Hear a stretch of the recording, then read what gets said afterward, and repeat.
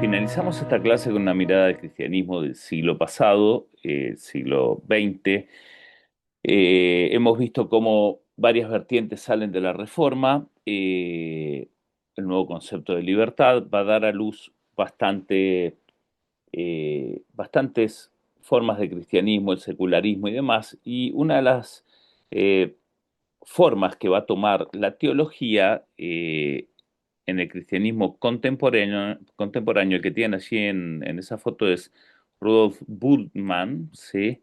Es, por ejemplo, la desmitologización, ¿sí? Antes de ir a ello, veamos Soren Kierkegaard, que fue un filósofo danés, padre del existencialismo, que afirmaba eh, que el bien más alto para el individuo era encontrar su propia vocación. Decía, debo encontrar una verdad que sea verdadera para mí, la idea para la que pueda vivir o morir. Así que Kierkegaard va a traer mucho más este enfoque de los intereses personales y demás. Esto va a ir cambiando en la sociedad moderna, ¿no? La búsqueda de la verdad para cada uno, ¿no? Muy individualista, ¿no? Especialmente en los países anglos, Estados Unidos en particular, ¿no?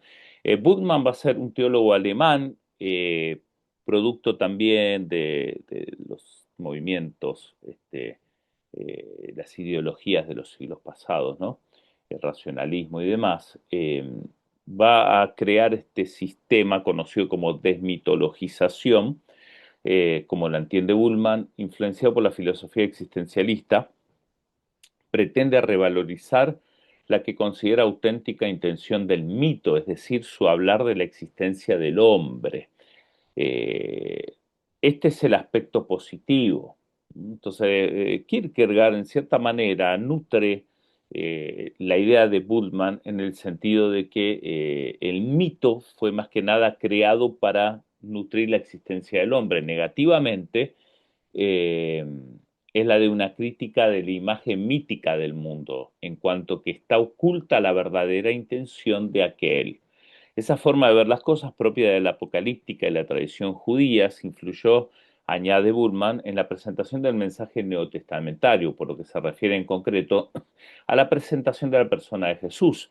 Tuvo una influencia primordial en el mito gnóstico, las afirmaciones neotestamentarias en las que se habla de la preexistencia eterna de Cristo, del Verbo, de su muerte, de que su muerte es una expiación por los pecados de los hombres, de que su resurrección de la muerte fue desposeída de su poder y las potencias supramundanas adversas vencidas, de que Cristo ascendió a los cielos, de ahí que está sentado a la diestra del Padre, vendrá otra vez a juzgar a los vivos y a los muertos. Pero toda esta cuestión, según Bultmann, es pura expresión mitológica.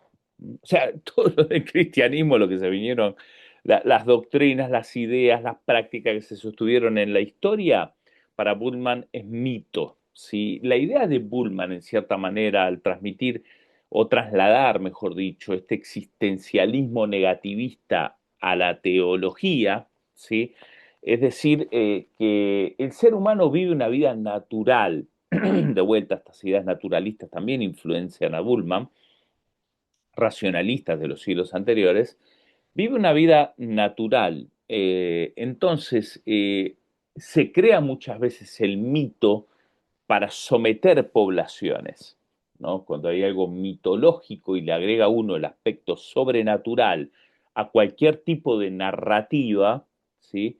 Eh, puede llamar a la obediencia a la gente, o la gente puede obedecerlo directamente y voluntariamente, o se impone, como fue el caso de los siglos anteriores, ¿no? Y un poco a raíz de esto viene todas las teologías estas que se desarrollan, justamente por el factor mito. Por lo tanto, hay que limpiar el mito del Nuevo Testamento. Pero con ese chiste sacas el cristianismo, el nacimiento virginal, la resurrección, el perdón por los pecados y tomás solamente el ejemplo de Cristo como un hombre sobre la tierra, ¿no? Lo demás está por decirse en la vida venidera. Así pensaba Woodman. Hay buenos comentarios de Woodman, era un muy buen teólogo, pero en este caso era un teólogo eh, que no creía prácticamente en nada de lo milagroso y que eso lo agregó, según Bullman, la historia. Hay vertientes de esas, ¿no? También como el Cristo histórico, ¿no? Que se trata de sacar todos los aspectos mitológicos de Jesús, ¿no?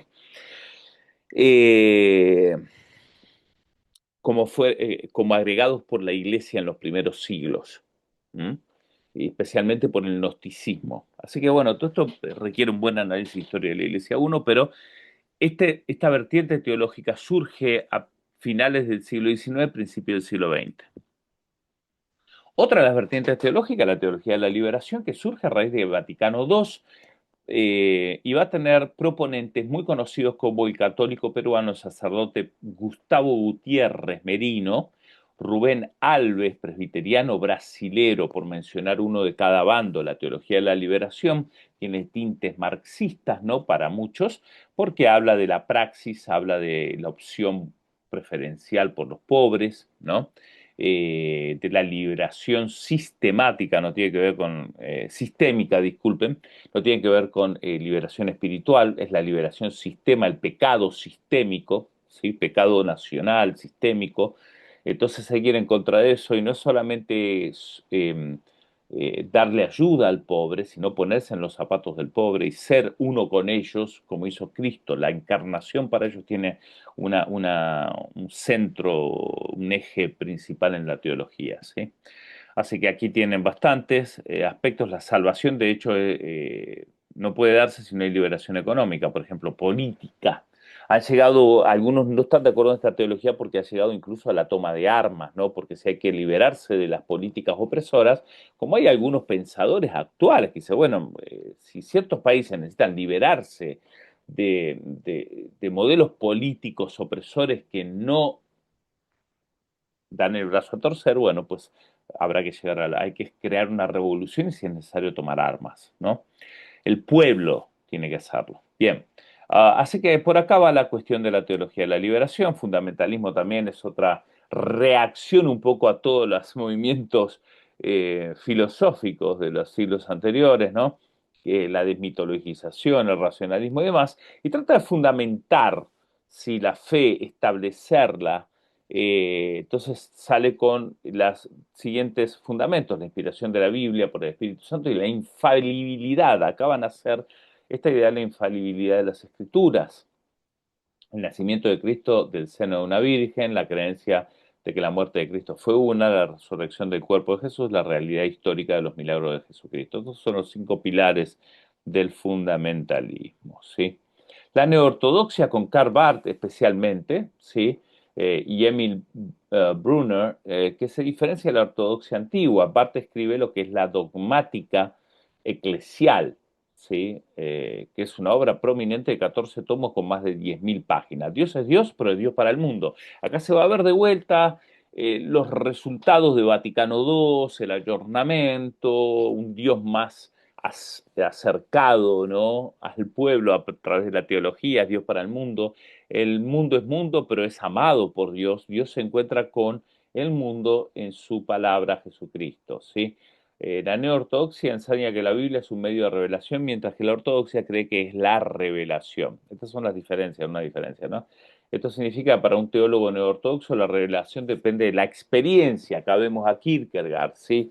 De la interpretación personal de cada individuo, así que la experiencia, ¿sí? Va a cumplir un rol muy, muy importante. Si la Biblia solo llega a ser la palabra de Dios cuando uno la asimila, la recibe, ¿sí? Así que toda esta cuestión va a ser una neoortodoxia y bueno, si uno quiere estudiar la teología bartiana, sí, es muy, muy interesante también. Y por último, el pentecostalismo, que ha sido uno de los movimientos de renovación del siglo XIX, siglo XX, 1906 particularmente, ¿no? Si uno tiene que apuntar el pentecostalismo en los Estados Unidos con el avivamiento de la calle Azusa, William Seymour, Charles Parham, la primera mujer que habla en lenguas, Agnes Osman, sí, o la primera persona que se registra en este contexto norteamericano, hay que decirlo. También esa pelea entre Charles Parham por ser un predicador blanco, quien comenzó con esta idea así de las lenguas como la evidencia para recibirla y crear un movimiento misionero, ¿no? Esa era la idea inicial, por lo menos. Eh, Cuando ocurre el avivamiento de Azusa, uno de los productos de eso fue la unidad de diferentes razas, ¿no? Pero inicialmente tuvo un tinte racista, ¿no? Con Parham, que fue el predicador de este pentecostalismo, inicialmente antes de William Seymour, de hecho rechazaba a Seymour hasta los últimos días, creo que lo rechazó y rechazó el movimiento iniciado por Seymour, incluso. Hay que decir también, como nota al margen, que pentecostalismo, cuando uno dice pentecostalismo moderno, enseguida va a 1906. Para ser justo con la historia, hay que ver las diferentes formas de pentecostalismo en diferentes partes del mundo. Acá estamos enfocándonos en esta, porque es una de las más relevantes mencionadas y la que más nos compete a nosotros. Pero hay pentecostalismo en forma africana, pentecostalismo en forma sudamericana, en Chile, por ejemplo. Así que hay diferentes modelos de pentecostalismo que han surgido casi contemporáneos con el pentecostalismo de la calle Azusa. Quizás uno de los más importantes, porque Estados Unidos ya era un imperio y se difundió con otra potencia que las otras formas de pentecostalismo fue el de la calle Azusa. Así que acá tienen unos grabados de la Apostolic Faith Centro ahí en la calle Azusa y tiene una foto de William Seymour que decía tener un problema en un ojo, de los primeros pentecostales allí arriba, ¿sí? Y bueno, los que son de tradición pentecostal saben toda la historia del habla en lenguas, cómo surge este movimiento y cómo cómo ha penetrado la iglesia, ¿sí? Datos curiosos, Dios usa un afroamericano, ¿sí? Para este movimiento, una persona marginada, usa lo vil del mundo, o por lo menos lo que el mundo tiene por vil, ¿no? Porque no es nada vil para Dios. Pero escoge a esta persona que crea tremendo mover, que la verdad que de los avivamientos que han existido fue uno de los que más perduró, más se difundió, más penetró denominaciones históricas, como bautistas y aún presbiterianos, reformados, metodistas, ¿sí? Y se difundió en todo tipo de cultura.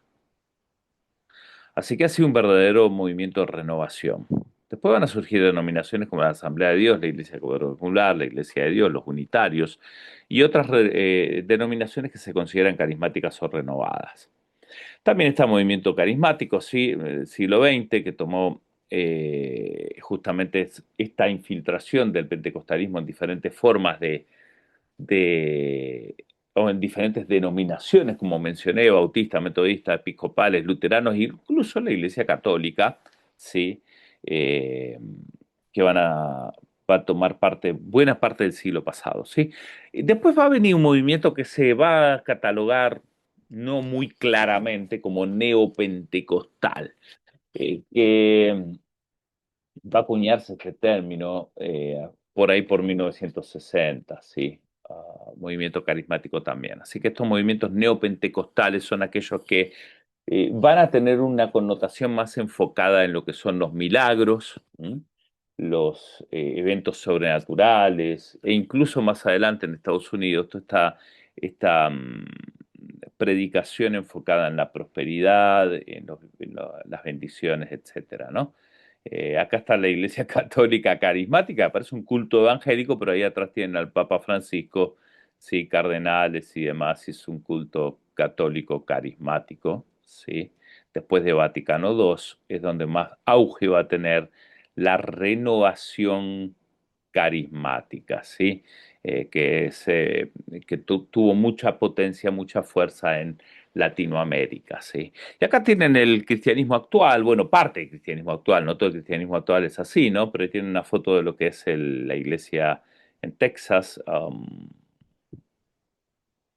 que ahora se me olvidó el nombre, o Lakewood, Joel Austin, ¿no? Toda esta idea de un cristianismo mucho más friendly seeker, ¿no? Como se le suele decir. Um, pero bueno, habrá que hacer un análisis de este cristianismo actual, y más que un análisis, vivir un cristianismo ético moralmente, que es lo que falta bastante, y con vitalidad espiritual. ¿Sí? la historia muestra que la vitalidad espiritual es lo que ha transformado. Claro, las doctrinas son muy importantes, pero eso tiene que ir acompañado con una vida, ¿sí? Cuando Jesús se encuentra con Pilato, Pilato le hace la verdad, le hace la pregunta a su vida, ¿qué es la verdad? Jesús no responde, ¿sí? A Pilato. Casi dando a entender que la verdad era la oportunidad de Jesús para decir la verdad tiene que ver con estos puntos doctrinales, ¿sí? Pero Jesús no dice nada, casi como dando a entender que la verdad depende más de una persona, Cristo, ¿sí? Que de un set de doctrinas, sin decir que eso es innecesario, ¿no?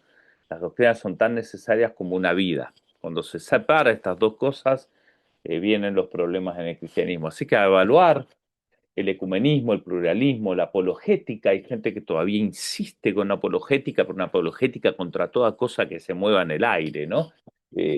O más vale una apologética que una la fe, ¿no? Bueno, habrá que ver si el diálogo no es una mejor opción. Ver también los idas y vueltas del carismatismo, de los movimientos de sanidad, del evangelio de la prosperidad, de los avivamientos, o necesitamos más una reforma de raíz. Las mega iglesias, apóstoles, profetas, las iglesias pequeñas también, si uno pudiera poner en contraste, las iglesias en casas. ¿M? Parece que el cristianismo está mutando más a un modelo de cristianismo en hogares. Con eso se nos soluciona todos los problemas de los templos y demás, ¿no? Y el cristianismo ya se va más a un modelo de hogar sin necesidad de un templo o con reuniones en templos y quizás con un pastor principal, a un modelo de un apóstol, como se llama, ¿no? Pero bueno, todos estos son temas a analizar. Hay tesis doctorales de apóstoles, por ejemplo, grandes eruditos que sostienen un modelo más amable de apóstoles modernos, ¿no? No tan así enriquecidos como uno piensa. Cuando uno dice apóstol y profeta, enseguida piensa en toda esta cuestión, ¿no? De la cuestión de la prosperidad y demás. Las misiones, ¿cómo está el tema misionero? La culturación, los hispanos en los Estados Unidos, cómo responden a los desafíos culturales, ahora más que nunca, el tema de la inmigración, ¿no? ¿Cómo lo manejamos? ¿Cómo respondería el cristianismo actual? Cierro la clase con una frase de Marco Tulio Cicerón. Historia est magistra vitae en latín y en español la historia es la maestra de la vida. Espero que esta clase de historia nos haya enseñado puntos muy importantes, puntos a reflexionar, que hayamos aprendido más que fechas y nombres en un nivel maestría, sí aprender a reflexionar a la luz de la historia, sí, y ver cómo la iglesia puede beneficiarse de ello. Que Dios los bendiga.